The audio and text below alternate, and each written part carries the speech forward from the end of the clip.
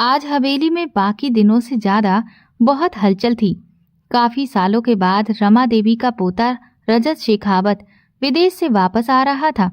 हवेली की मालकिन रमा देवी के पांव को जमीन पर ही नहीं पड़ रहे थे। वो खुशी से बेहाल हुए जा रही थी।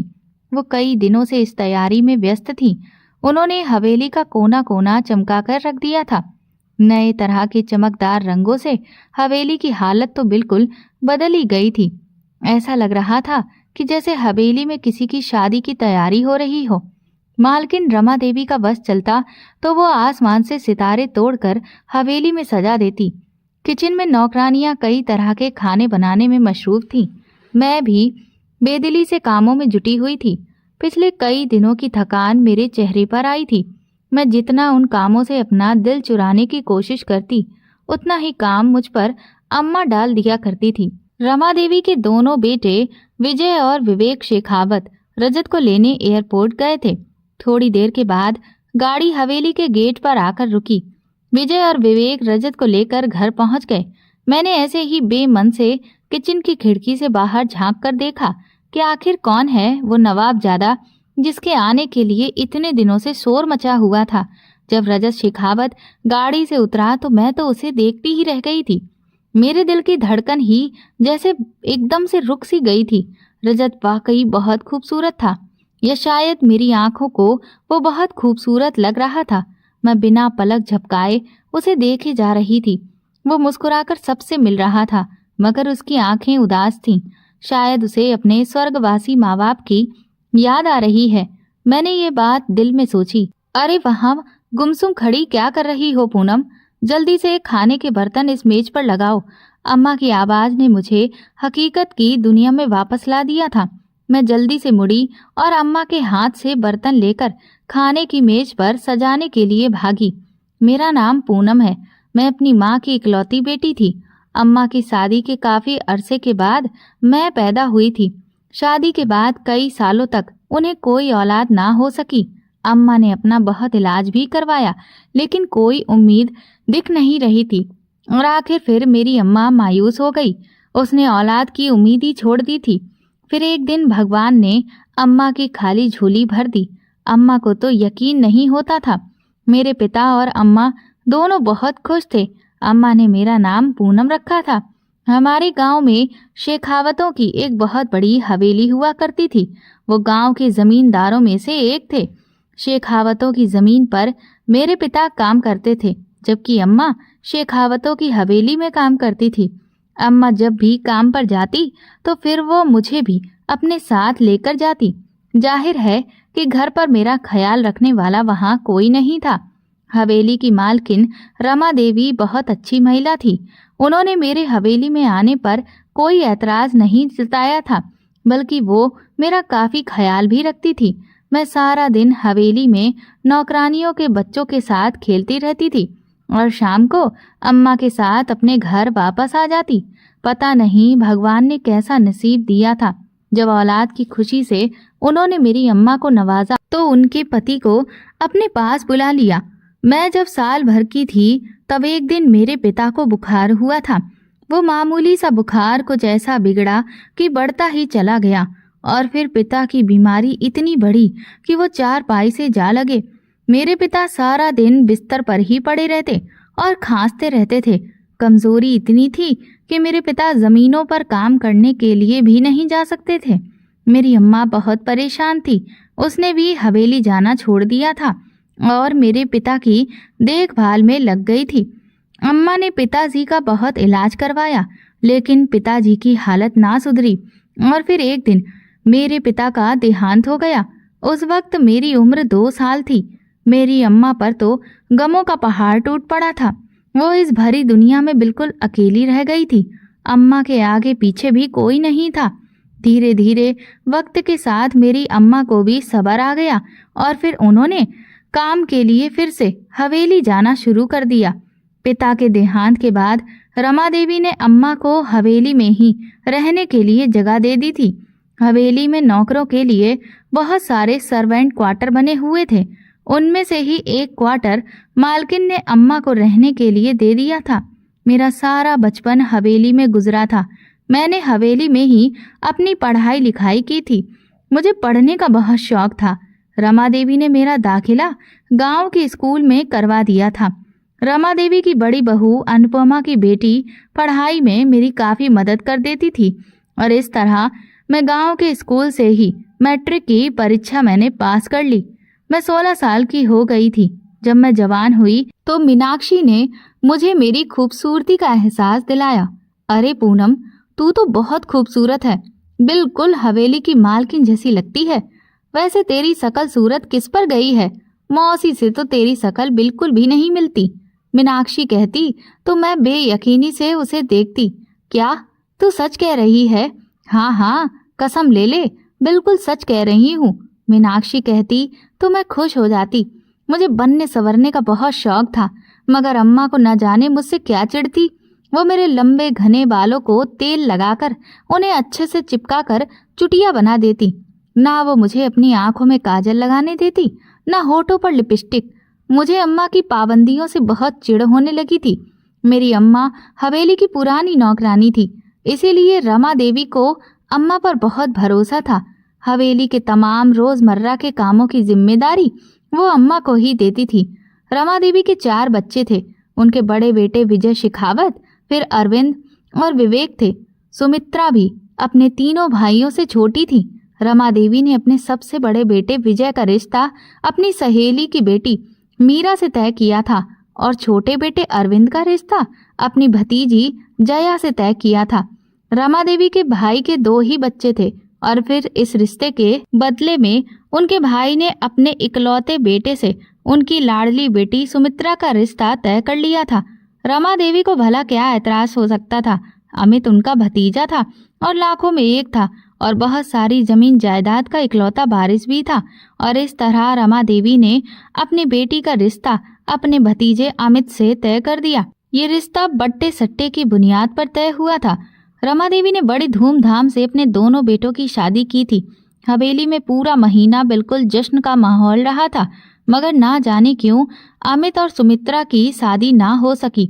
सुना था कि सुमित्रा को अमित पसंद नहीं था और सुमित्रा ने अपने भाइयों की मर्जी के खिलाफ जाकर अपनी पसंद के लड़के से शादी कर ली थी, जो शेखावत खानदान जैसे रुतबे से नहीं था। तब से हवेली में सुमित्रा का नाम लेना भी गुनाह समझा जाता था। रमा देवी सुमित्रा की हरकत की वजह से बहुत दुखी थीं। न जाने हवेली की खुशियों को किसकी नज़र लग गई थी। अभी बेटी का दिया हुआ जख्म भर नहीं पाया था कि तब तक एक दूसरा सदमा उनको मिल गया था। एक दिन शहर जाते हुए रमा देवी के दूसरे बेटे अरविंद और जया का एक रोड एक्सीडेंट में देहांत हो गया। रमा देवी पर तो जैसे कयामत ही टूट पड़ी थी। अरविंद उनका सबसे काबिल और उनकी इज्जत करने वाला बेटा था। भगवान का शुक्र था कि उस वक्त अरविंद का बेटा रजत उनके साथ में नहीं था। वो अपने मामा अमित के पास था। रजत अपने मामा का बहुत लाडला था और उसे अपने मामा के साथ बहुत लगाव था। अपने माँ बाप के देहांत के वक्त रजत बस कुछ साल का था। ऐसे मौके पर रजत के मामा अमित ने उसका बहुत ख्याल रखा था। रमा देवी को तो उस वक्त किसी भी चीज का होश नहीं था। वक्त गुजरने के साथ अरविंद और जया की मौत के जख्म भी धीरे धीरे भरने लगे थे और सब लोग अपनी जिंदगी की तरफ लौटने लगे। रमा देवी अपने छोटे बेटे विवेक शेखावत की शादी करना चाहती थी। विवेक ने अपनी माँ को बताया कि वो अपने दोस्त की बहन को पसंद करता है और उसी से शादी करना चाहता है। वक्त की नज़ाकत को देखते हुए रमा देवी ने कोई भी एतराज़ नहीं किया था। उन्होंने विवेक की शादी उसकी पसंद और मर्जी से ही कर दी थी। विवेक की बीवी का मिजाज बहुत तेज था। वो शहर की पढ़ी लिखी थी। उसको गांव में रहना पसंद नहीं था। उसने विवेक से शहर में रहने के लिए इच्छा जाहिर की तो विवेक ने अपना मामला शहर में ही सेट कर लिया था। रमा देवी के भाई अपनी जवान बेटी और दामाद की मौत का सदमा बर्दाश्त ना कर पाए और वो ज़्यादा लंबे समय तक ही चल ना सके और उनका भी स्वर्गवास हो गया। पिता की मौत के बाद अमित का दिल भी यहाँ से उठ गया था, इसलिए उन्होंने देश से बाहर जाने का फैसला कर लिया। वो जब विदेश गए तो रजत शेखावत को भी अपने साथ ले गए थे। इस दौरान रजत कुछ एक बार ही भारत वापस आया था, लेकिन अब वो अपनी पूरी पढ़ाई करने के बाद भारत लौट आया था। रमा देवी के बड़े बेटे हवेली में ही रहते थे और हवेली की जमीन और हवेली का काम भी वही संभालते थे। उनके एक बेटी और एक बेटा था। उनकी बेटी का रिश्ता भी तय हो चुका था। रमा देवी के छोटे बेटे के 3 बच्चे थे, एक बेटी और 2 छोटे बेटे थे। इस तरह सभी लड़कों में रजत ही हवेली का सबसे बड़ा वारिस था और अब कई सालों के बाद वो वापस हवेली आ रहा था। हवेली में रजत शेखावत के आने का शोर काफी दिनों से मचा हुआ था। जोर शोर से सफाई की जा रही थी। अम्मा अपने साथ मुझे भी हर काम में लगाए रहती थी, इसीलिए रजत के आने से तो मुझे चिढ़ जैसी होने लगी थी। पता नहीं ये रजत शेखावत कौन सी बला थी। और फिर आखिर उसके आने का दिन भी आ गया और वो हवेली में चला आया। मैं रजत को देखकर न जाने क्यों खो ही गई थी। मुझे खुद ही अपनी इस हरकत के बारे में समझ नहीं आ रहा था। न जाने मुझे क्या हो गया था। मैं जल्दी जल्दी खाने के बर्तन मेज पर लगाने लगी और किचन में वापस आई। मेरे दिल की धड़कनें अभी भी तेज थीं। अम्मा ने मुझे देखा तो हैरान होकर बोलने लगी, क्या बात है पूनम, आज तुम खोई खोई सी लग रही हो। तुम्हारी तबीयत तो ठीक है? कुछ नहीं अम्मा, बस थकान हो गई है, मैंने नजरें चुराते हुए जवाब दिया। अम्मा ने प्यार से मेरे सर पर हाथ रखकर कहा, अच्छा जाकर देखो सब मेहमान आ गए हैं तो फिर खाना लगा दो। मैं दिल की धड़कनों को संभालने की कोशिश करते हुए रमा देवी के कमरे की तरफ बढ़ी, जहां रजत और सब घर वाले मौजूद थे। रमा देवी की आंखों में आंसू थे। रजत भी उनके हाथ पकड़े उनका हाल चाल ले रहा था। दादी, अब मैं वापस आ गया हूँ, रजत ने कहा तो रमा देवी ने उसे गले से लगा लिया। रजत बेटा, तुम्हें देखकर मेरे दिल को बहुत ठंडक पहुंची है। तुम्हें अंदाजा नहीं है कि तुम्हारी वापसी का हमें कितना बेसब्री से इंतजार था। रजत ने कहा, दादी मैं भी आप सब लोगों को बहुत याद करता था। रमा देवी की आंखों में खुशी के आंसू थे। भगवान तुम्हें हमेशा खुश रखे बेटा। मैंने खाना मेज पर लगने की जानकारी दी तो सब उठकर खाने की मेज पर चले आए। खाने के दौरान भी मैं चुपके चुपके रजत का दीदार कर रही थी। मैं हैरान थी कि मुझे ये क्या हो गया है। मेरे दिल की ऐसी हालत पहले कभी ना हुई थी। रजत हवेली में आने वाला पहला मर्द तो नहीं था। इससे पहले भी काफी मेहमान हवेली में आते जाते थे। रमा देवी का खानदान काफी बड़ा था और अक्सर उनके रिश्तेदार हवेली में आते थे, जिनमें नौजवान और खूबसूरत लड़के भी होते थे। लेकिन मेरे दिल की हालत आज से पहले ऐसे कभी ना हुई थी। रजत शेखावत को देखकर न जाने क्यों ऐसा लगता था कि मैं उसे बरसों से जानती हूँ। खाना खाकर सब अपने कमरों में चले गए। मैं भी अपने क्वार्टर में आ गई थी। अम्मा तो अभी भी किचन में व्यस्त थी, मगर मेरे थक जाने के ख्याल से अम्मा ने मुझे आराम करने के लिए क्वार्टर में भेज दिया था। मैं अपने कमरे में बैठी थी। रजत की तस्वीर मेरे दिलो दिमाग पर बार बार आ रही थी। काश मैं भी गरीब घर की बजाय हवेली में पैदा हुई होती। मेरी आंखों में आंसू थे। ये मुझे क्या हो गया है? मैंने खुद को झिझोड़ा। मैं क्यों ये सब सोच रही हूँ? क्या ये मुमकिन है कि एक नवाबजादा मुझ जैसी मामूली नौकरानी की तरफ देखे? मैं चांद को पाने के ख्वाब देख रही थी, मगर मोहब्बत ऐसी नहीं होती है जैसी दिखती है। बरसों पहले हवेली की बेटी सुमित्रा ने भी तो मोहब्बत के हाथों मजबूर होकर यही किया था। अमित जैसे शानदार और दौलतमंद आदमी को छोड़कर उसने अपने एक गरीब क्लास फेलो से शादी कर ली थी। हवेली में सुमित्रा का जिक्र तक कोई नहीं करता था, मगर अपनी सहेली मीनाक्षी की जुबानी मुझे हवेली की काफी बातें मालूम हो गई थी। मीनाक्षी की माँ गीता भी काफी अच्छे से हवेली में काम कर रही थी और वो हवेली के सब राज जानती थी। वो अक्सर मीनाक्षी से हवेली की बातें करती रहती और मीनाक्षी वो सब बातें मुझे बता देती थी। अम्मा तो हवेली के लोगों के बारे में कभी कुछ बात मुझसे नहीं करती थी। अगर कभी मैं अम्मा से कुछ पूछती तो वो मुझे उल्टा डांट कर चुप करा देती और कहती कि मालिकों की बातों पर ज्यादा ध्यान देने की जरूरत नहीं है, अपने काम पर ध्यान दो और इन सब मामलों से दूर रहा करो। अम्मा की डांट खाकर मैं चुप हो जाती। मैं रजत के सारे काम अपने जिम्मे ले चुकी थी। अम्मा हैरान थी कि मुझे क्या हो गया है। मैं तो हमेशा काम से जान छुड़ाती थी, लेकिन रजत का काम तो मैं दिलो जान से करती थी। अम्मा खुश थी कि शायद मैं सुधर गई थी, मगर अम्मा नहीं जानती थी कि जब से रजत यहाँ आया था, मेरे दिल की धड़कनें अब कुछ अजीब तरह से चलने लगी थी। मैं जागती आंखों से उसके सपने देखने लगी थी। मैंने इस बारे में किसी को भी कुछ नहीं बताया। एक दिन रजत शेखावत लॉन्ज में बैठा अपने फोन में व्यस्त था। शायद वो गुस्से में था। उसकी माथे की नसें तनी हुई दिख रही थी। मैं कमरे की सफाई करते हुए बार बार उसे ही देख रही थी।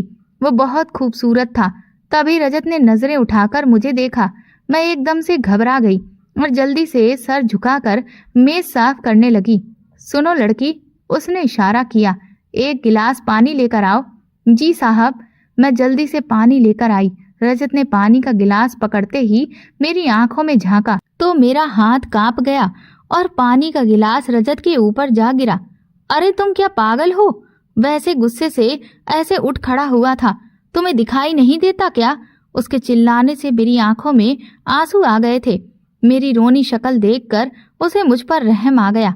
अच्छा चलो ठीक है, तुम जाओ यहाँ से, रजत ने कहा तो मैं तुरंत ही सरपट भागती हुई किचन में पहुंची और वहां जाकर ही दम लिया। कुछ दिनों में हवेली के सारे मेहमान चले गए थे और विवेक भी अपनी पत्नी और बेटे के साथ शहर निकल गए थे। लेकिन विवेक की पत्नी की भतीजी पूजा हवेली में ही रुकी हुई थी। वो अपना कोई ऐसा प्रोजेक्ट तैयार कर रही थी जिसमें गांव के माहौल की कुछ जरूरत थी। मुझे इस सब के बारे में कुछ ज्यादा जानकारी नहीं थी। पूजा और रजत अक्सर घूमने फिरने निकल जाते थे। पूजा बड़ी ही मॉडर्न और खूबसूरत लड़की थी। वो शहर की पढ़ी लिखी थी। वैसे तो वो काफी नखरे वाली थी, लेकिन रजत के साथ उसका रवैया काफी अलग था। दोनों की काफी दोस्ती हो गई थी। मीनाक्षी ने बताया था कि रजत और पूजा की शादी की बातें हवेली में चल रही हैं और जल्दी ही इन दोनों की मंगनी का ऐलान होने वाला है। मैं ये खबर सुनकर उदास हो गई थी। मैं जानती थी कि मीनाक्षी की कोई खबर कभी गलत नहीं होती। जिस अंदाज में पूजा रजत पर अपना हक जमाती थी और धड़ल्ले से उसके साथ घूमती फिरती थी, उसे देखकर तो यही लगता था कि जल्दी ही दोनों की शादी का ऐलान कर दिया जाएगा। मीनाक्षी ने यह भी बताया था कि रमा देवी को पूजा की आजाद ख्याली बिल्कुल पसंद नहीं। शायद यही वजह थी कि अभी तक दोनों की शादी की घोषणा नहीं हो सकी थी। आज सुबह से ही मौसम काफी अच्छा था। आसमान पर बादल छाए हुए थे। रजत और पूजा लॉन में बैठे थे।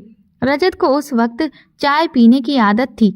मैंने दोनों के लिए चाय बनाकर लॉन में मैं लेकर पहुंची। रजत ने मुझे गौर से देखा।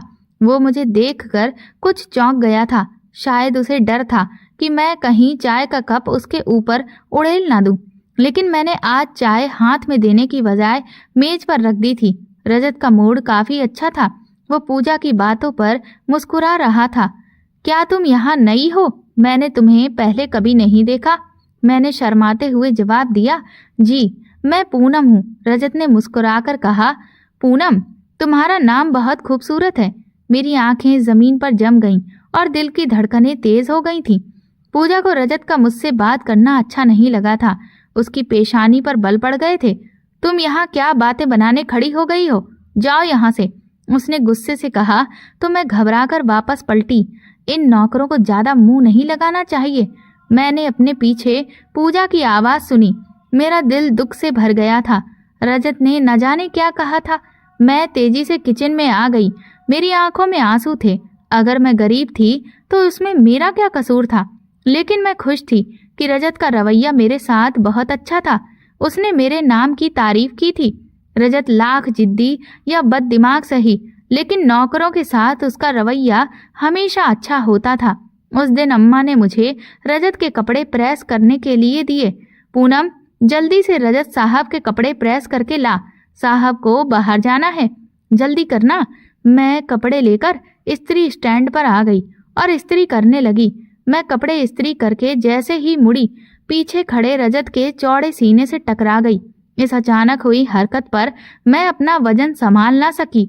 मैं नीचे गिरने ही वाली थी कि रजत ने मेरी कमर के इर्द गिर्द बाजू डालकर मुझे संभाल लिया। वो ना जाने कब खुद ही कपड़े लेने मेरे पीछे आ खड़ा हुआ था और अपने ध्यान में मुझे एहसास ही नहीं हुआ। मैं एकदम घबरा गई थी। मेरे दिल की धड़कनें जोरों से धड़कने लगी थी। रजत के इतने नजदीक आने का तो मैंने कभी ख्वाब में भी नहीं सोचा था। तुम ठीक तो हो? रजत ने पूछा, लेकिन मैं कोई जवाब दिए बिना ही भागती हुई कमरे से बाहर आ गई। मगर कमरे के दरवाजे के बाहर पूजा को खड़े देखकर मेरी जान ही निकल गई थी। वो खूंखार नजरों से मुझे देख रही थी, जैसे कि अभी मेरा कत्ल ही कर डालेगी। मैं तेजी से भागती हुई किचन में आ गई थी। अम्मा ने मुझे पसीने में भीगा देखा तो पूछने लगी, क्या हुआ? तू इतनी घबराई हुई क्यों है? कुछ नहीं अम्मा, आज गर्मी बहुत है। मैंने बहाना बनाया तो अम्मा भी मान गई थी। उस दिन के बाद मुझे रजत के सामने जाते हुए शर्म आ रही थी। पता नहीं रजत क्या सोचता होगा, और पूजा ने अगर अब मुझे रजत के आसपास देखा तो वो मुझे कच्चा ही चबा डालेगी। अक्सर रजत सोकर इतनी देर से उठता था कि सफाई वाली नौकरानी सफाई करके चली जाती थी। अम्मा ने मुझे रजत के कमरे की सफाई करने का कहा तो मैं उसके कमरे में चली आई। रजत तो हवेली से बाहर गया था, इसीलिए मैं बेफिक्र होकर सफाई करने लगी। मैं रजत के कमरे में पहली बार आई थी। उसका कमरा बड़ा ही खूबसूरती से सजा हुआ था। कमरे में एक बड़ी अलमारी थी जिसमें कीमती कपड़े और विदेशी सामान रखा हुआ था। सामने की दीवार पर एक बड़ी खिड़की थी जिससे बाहर का खूबसूरत मंजर दिखाई देता था। बिस्तर के साथ ही एक छोटी सी मेज रखी थी जिस पर रजत की तस्वीर रखी हुई थी। उसकी तस्वीर साफ करते हुए मेरी नजरें तस्वीर पर जम गईं और मैं तस्वीर में खो गई। एसी की ठंडक में मुझे नींद के झोंके आने लगे थे। वैसे भी कई रातों से मैं ठीक से सो नहीं सकी थी। रजत की तस्वीर देखते ही न जाने कब मेरी आंख लग गई और मैं वहीं बिस्तर पर गहरी नींद सो गई। मुझे नहीं मालूम सोते हुए कितना वक्त गुजर चुका था। आंख खुली तो मैंने चारों तरफ देखा। कुछ लम्हे तो मुझे समझ ही नहीं आया कि मैं कहाँ हूँ, और जब याद आया तो मेरे होश उड़ चुके थे। मैं हड़बड़ाकर उठ बैठी थी।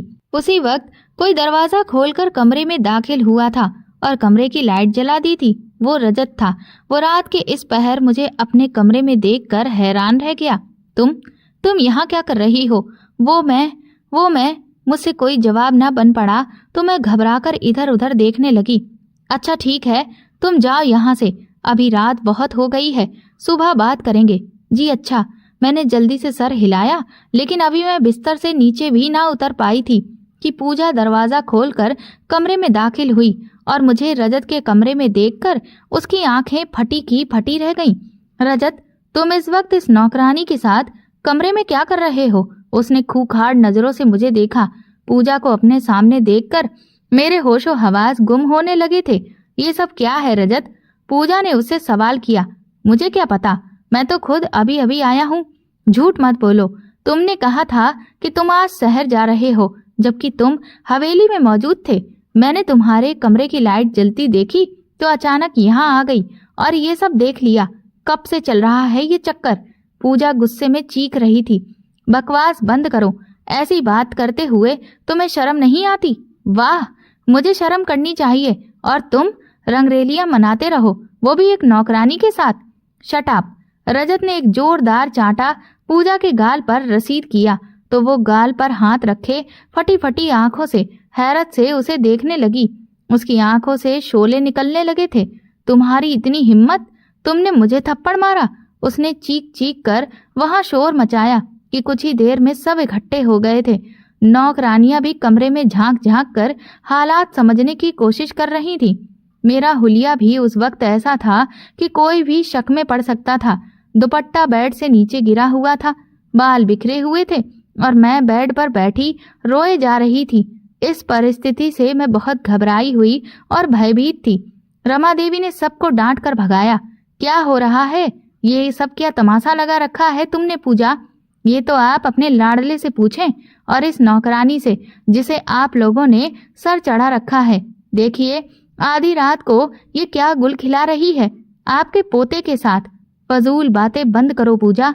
रजत मेरे कमरे में था, मेरी तबीयत खराब थी, इसीलिए वो शहर नहीं गया और अभी खुद मैंने उसे कमरे में भेजा है और तुमने बात को सोचे समझे बिना क्या तमाशा खड़ा कर दिया। उन्होंने भी पूजा को लताड़ लगाई। अब पूजा की अकल में बात आई थी। उसने बिना सोचे समझे ही रजत पर इतना बड़ा इल्जाम लगा दिया। रमा देवी ने उसकी अकल ठिकाने लगाई तो वो फौरन वहां से भाग निकली। अब की बार रमा देवी मेरी तरफ मुखातिब हुई। तुम रजत के कमरे में क्या कर रही थी? उन्होंने माथे पर बल डालकर पूछा तो मैं डर के मारे थर-थर कांपने लगी। वो मैं सफाई करने आई थी। इस वक्त कौन सी सफाई होती है? रमा देवी का लहजा तेज और चुभता हुआ था। वो दरअसल मेरी आंख लग गई थी। मुझे पता नहीं चला, इतना वक्त गुजर गया। मैंने शर्मिंदा होते हुए वही बता दिया जो सच था। अब की बार रमा देवी कुछ नरम पड़ गई थी। ठीक है, तुम जाओ यहाँ से, उन्होंने नरमी से कहा तो मैं लपक कर कमरे से बाहर निकल गई। मैं अपने आप को कोसते हुए फौरन अपने क्वार्टर की तरफ बढ़ी थी। मेरी सुस्ती और कहीं भी सो जाने की आदत ने आज मुझे किस मुकाम पर लाकर खड़ा किया था। रमा देवी ने अम्मा को उनकी लापरवाही पर खूब डांट लगाई थी और फिर अम्मा ने मुझे, पूजा ने भी मुझे बेइज्जत करने में कोई कसर नहीं छोड़ी थी। उसने मुझ पर काफी इल्जाम लगाए थे कि मैं रजत को फंसाना चाहती हूँ और उस पर डोरे डाल रही हूँ। मैं सिर्फ 16 साल की थी, इसीलिए उसकी बात पर किसी ने यकीन नहीं किया। मैं रजत को पसंद करती थी, लेकिन ये सब करने का तो मैंने कभी भी सोचा नहीं था। पूजा ने रमा देवी को कहा था कि वो मुझे फौरन हवेली से निकाल दे, मगर रमा देवी ने उसकी बात नहीं मानी थी, इसीलिए पूजा नाराज होकर वापस चली गई थी। उस दिन के बाद रजत की इज्जत मेरी नज़रों में और बढ़ गई। अगर वो चाहता तो उस दिन मेरा फायदा उठा सकता था, लेकिन उसने मुझे फौरन कमरे से जाने के लिए कहा था। उस दिन की गलती की मुझे ये सजा दी कि अम्मा ने मुझे रजत के सारे काम करने से मना कर दिया था। मैं रजत से बेहद शर्मिंदा थी, इसीलिए उससे छुपती फिरती थी। एक दिन मैं किचन में काम कर रही थी कि रजत चला आया और मुस्कुराकर कहने लगा, अब तुम भाग भाग कर मेरे काम नहीं करती। मेरे कितने सारे काम अधूरे पड़े हैं, कमरा भी गंदा पड़ा है। उसने शिकायत की। मैंने कहा, वो अम्मा ने मना किया है कि मैं अब आपका कोई काम नहीं करूंगी, क्योंकि मैं सारे काम उल्टे ही कर देती हूँ। मैंने अपनी उंगलियां चटकाते हुए कहा तो रजत मुस्कुराते हुए किचन से निकल गया। उस दिन से रजत की नजरें काफी हद तक बदल गई थीं। वो जहां भी मुझे देखते मुस्कुराने लगता। मैं शर्मिंदा थी और इसीलिए मैं उनकी नजरों से बचने की कोशिश करती। मेरी कोशिश यही होती कि मैं उनके सामने ना जाऊं, मगर जहां मैं काम कर रही होती वो वहीं आ जाते और बैठकर मुझे देखने लगते। मैं रजत की मुस्कुराती नजरों का मतलब अच्छी तरह समझती थी। यकीनन वो दिल ही दिल में मेरी बेवकूफ़ी का मजाक उड़ा रहे थे। विवेक अपनी बीवी और पूजा के साथ हवेली आए थे। तब से रमा देवी के कमरे में न जाने क्या खिचड़ी पक रही थी। उनके बेटे और बहू भी वहीं मौजूद थे। मीनाक्षी ने बताया कि विवेक अपनी माँ से पूजा और रजत की शादी की बात करने आए थे, लेकिन रजत ने पूजा से शादी करने से साफ इनकार कर दिया। इस वजह से पूजा की बुआ बहुत गुस्से में थी। आपने एक नौकरानी को मेरी भतीजी पर ज्यादा तरजीह दी। आपको तो उसी वक्त उसे उसकी माँ को हवेली से चलता कर देना चाहिए था, और आपने पूजा को वापस शहर आने दिया और उसको हवेली में बिठा रखा है। विवेक की पत्नी ने कहा, सासू माँ, आप जानती हैं कि मेरी भतीजी पूजा बहुत जज्बाती है। उसके लिए बहुत रिश्ते हैं, लेकिन वो रजत से शादी करना चाहती है और गलती सिर्फ उसकी नहीं है, रजत की भी है। आप रजत को समझाइए कि वो इस रिश्ते से इनकार ना करे। रमा देवी ने कहा, रजत पहले भी पूजा से शादी पर राजी नहीं था। मैंने ही उसे राजी किया था, लेकिन अब उसने साफ इनकार कर दिया है। वैसे भी पूजा और रजत का रिश्ता बेजोड़ है। दोनों के मिजाज में जमीन और आसमान का अंतर है। रजत अपने पिता की हवेली में रहना चाहता है और पूजा को गांव में हमेशा के लिए रहना पसंद नहीं है। इस तरह ये रिश्ता कैसे चलेगा? शादी के बाद सब ठीक हो जाता है सासू माँ। आप रजत से बात करें, बल्कि पहले आप उस लड़की और उसकी माँ को हवेली से बाहर निकाल दें। नौकरानियां भी तरह तरह की बातें कर रही थी। विवेक बोला, मैं उन्हें इतनी रकम दे दूंगा कि उनकी बाकी की जिंदगी आराम से गुजर जाएगी। वो यहाँ से चली जाएंगी तो रजत का गुस्सा भी खत्म हो जाएगा और वो शादी के लिए भी मान जाएगा। बल्कि मैं खुद ही उन्हें यहाँ से जाने का कह देता हूँ। विवेक शेखावत उठे तो रमा देवी ने उन्हें रोक दिया था। नहीं विवेक, वो लोग यहाँ से कहीं नहीं जाएंगे। क्यों माँ, आप एक नौकरानी की इतनी तरफदारी क्यों कर रही हैं? आखिर वो एक नौकरानी ही तो है। विवेक ने गुस्से से कहा। तुम ये भूल रहे हो विवेक कि रजत को अमित और उसकी पत्नी ने पाला है। रजत का रिश्ता तय करने का हक भी उन्हीं का है और उन्होंने रजत के लिए पूनम की बात की है। रजत को भी अपने मामा की पसंद पर कोई ऐतराज नहीं है। वो दिल और जान से राजी है। ये आप क्या कह रही हैं माँ? विवेक हैरान रह गए थे। अमित की बीवी पूनम को कैसे जानती है? वो तो कभी यहाँ पर आई ही नहीं। और वो रजत की शादी पूनम से क्यों कराना चाहती है? ये सब हो क्या रहा है माँ? विवेक ने पूछा। बाकी सब लोग भी हैरान थे। शायद अब इस हकीकत से पर्दा उठाना पड़ेगा जो वर्षों से मेरे दिल में दफन है। रमा देवी की आंखों में आंसू थे। विजय और विवेक भी चौंक कर उन्हें देखने लगे। रमा देवी अपने ख्यालों में खो गई थीं। जब वो खुशी खुशी अपने बेटे की शादी की तैयारी में व्यस्त थीं। आप तो भाई का रिश्ता तय करने गई थी ना, फिर आपने अमित से मेरा रिश्ता तय क्यों किया? सावित्री को जब से पता चला था कि उसका रिश्ता अमित से तय हुआ है, उसके तन बदन में आग लग गई थी।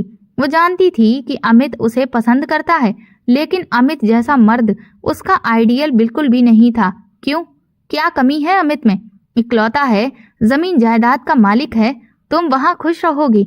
रमा देवी ने कहा। बस यही तो मसला है आपका। आप खुशियों को दौलत के तराजू में तोलती हैं।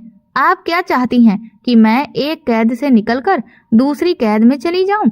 बचपन से मेरे भाइयों ने मुझे कभी कुछ भी आजादी से करने ही नहीं दिया। हमेशा मुझ पर पाबंदी लगाई। यहाँ नहीं जाओ, वहाँ नहीं जाओ, कॉलेज सर से दुपट्टा डाल कर जाओ, घर में भी दुपट्टा सर से ना उतारो। मैं अपनी सहेलियों के घर तक तो जा नहीं सकती।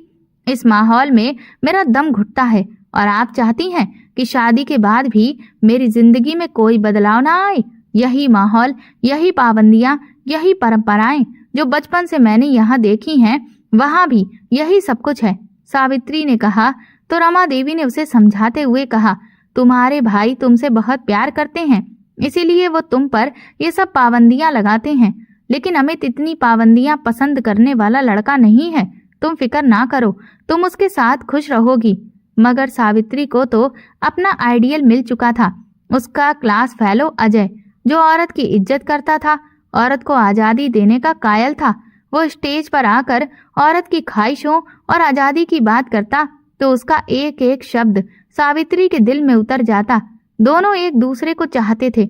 उसके भाई अजय से उसकी शादी करते ये मुमकिन ना था।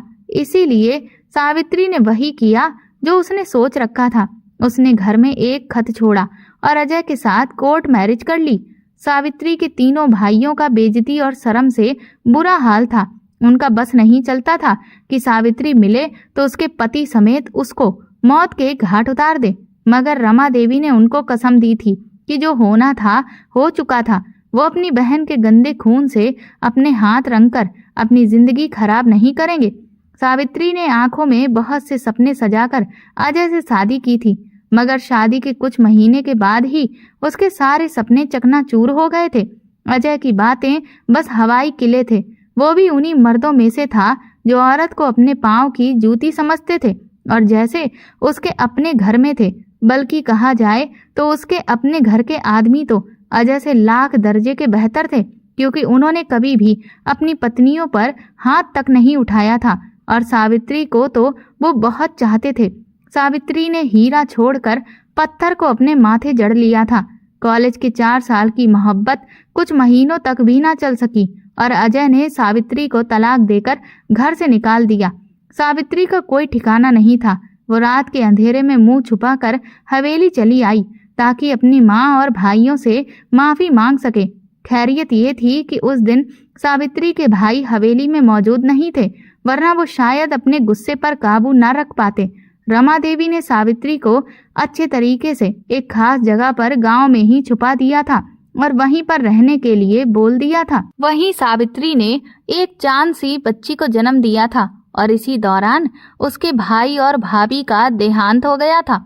वो अपने भाई की मौत पर भी हवेली ना जा सकी क्योंकि रमा देवी ने उसे सख्ती से मना किया था, लेकिन सावित्री से रहा ना गया। इसलिए उसने खुद को एक चादर में लपेटा और शमशान घाट की तरफ निकल गई और वहीं पर अमित भी मौजूद था। सावित्री सर से लेकर पांव तक चादर ओढ़े थी, लेकिन अमित ने उसे पहचान लिया था। तुम यहाँ? वो सावित्री को देखकर हैरान रह गया। सावित्री ने अमित से माफी मांगी तो उसने भी उसे माफ कर दिया, क्योंकि वो एक बहुत ही नेक दिल इंसान था। कुछ महीने ऐसे ही बीत गए। सावित्री आखिर कब तक पूनम की माँ यानी सुनीता के घर छुपकर रह सकती थी। अमित ने एक बार फिर सावित्री से शादी की इच्छा का इजहार किया। वो सच में सावित्री से प्यार करता था। रमा देवी ने खामोशी से सावित्री और अमित की शादी कर दी और अमित सावित्री और रजत को साथ में लेकर लंदन के लिए रवाना हो गया।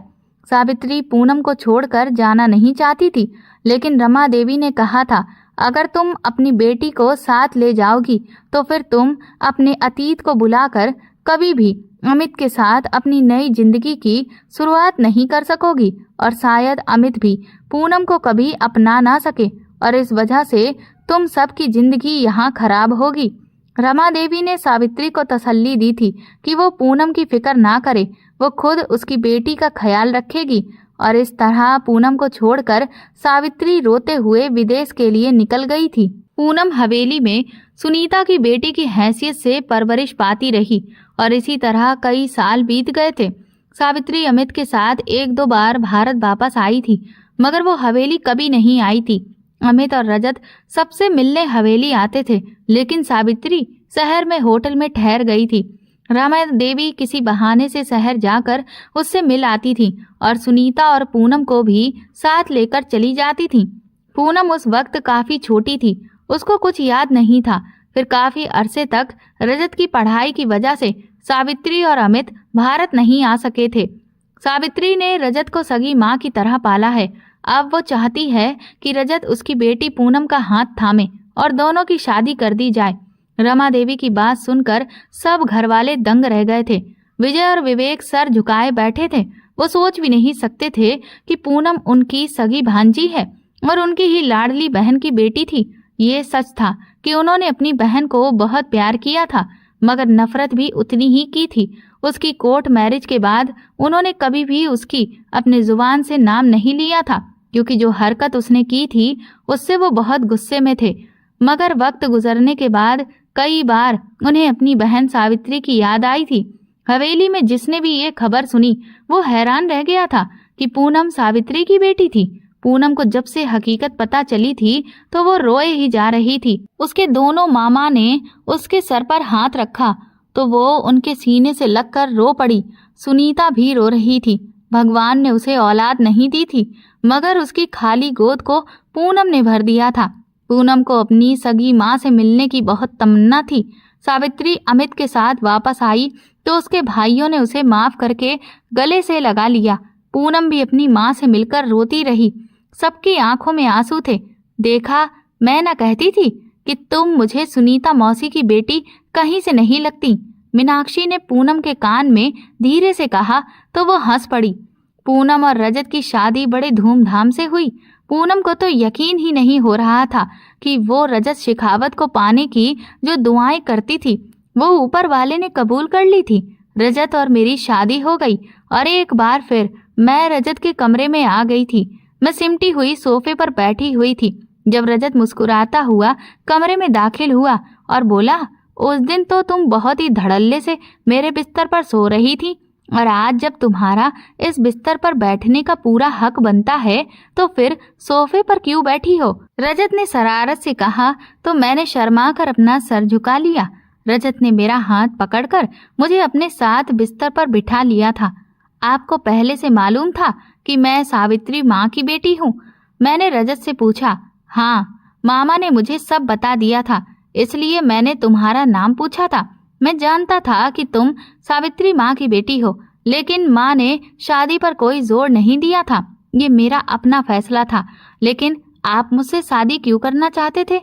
तुम जो हर वक्त मुझे छुप छुप कर देखा करती थी, तो मैंने सोचा चलो शादी कर लूं ताकि तुम हर वक्त मेरी नजरों के सामने रहो।